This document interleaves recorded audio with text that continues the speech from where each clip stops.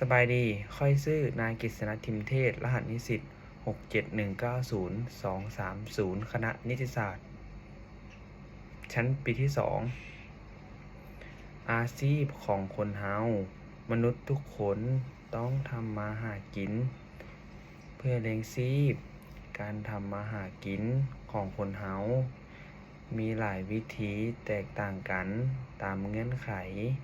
และความสามารถของไผมันซึ่งในนั้นส่วนหนึ่งใช้สติปัญญา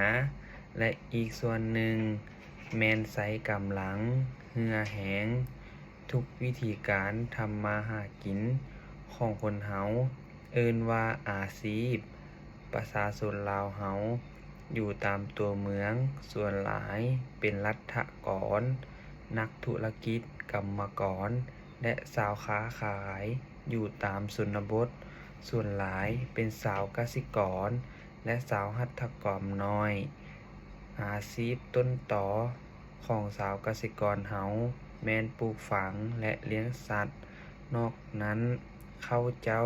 ยังประกอบอาชีพสำรองอื่นๆอีกเป็นต้นแม่นสร้างไม้ตำฮูกจักสานปั้นหม้อล่อไหตีเหล็ก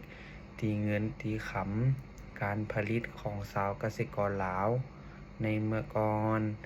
แม่นเฮ็ดพอแต่ภูมิอยู่ภูมิกินในครอบครัวและแลกเปลี่ยนซื้อขายกันภายในท้องถิ่นเท่านั้นปัจจุบันนี้รัฐบาลได้ส่งเสริมให้ชาวกสิกรเพิ่มทวีการผลิตให้กลายเป็นสินค้าหลายขึ้นอยู่ประเทศที่มีความเจริญแล้วเช่นจีนญี่ปุ่นฝรั่งอังกฤษรัสเซียอเมริกาและอื่นๆพลเมืองส่วนหลายมีอาชีพทางด้านการสร้างเพราะว่าประเทศเหล่านี้มีโรงงานอุตสาหกรรมใหญ่อยู่เกือบทุกแห่งทั้งในตัวเมืองและชนบทซึ่งกรรมกรและชาวกสิกรล้วนแต่เฮ็ดเวียกด้วยเครื่องจักรทันสมัยดังนั้นการออกแรงงานด้วยการตีมือจึงมีน้อยการทำมาหาเลี้ยงชีพเป็นสิ่งที่มนุษย์ทั้งหลายหลีกเว้นบ่ได้แต่ว่าทางที่ดีควรทำมาหากินด้วยความชอบธรรมจึงถือว่าเป็นพลเมืองดี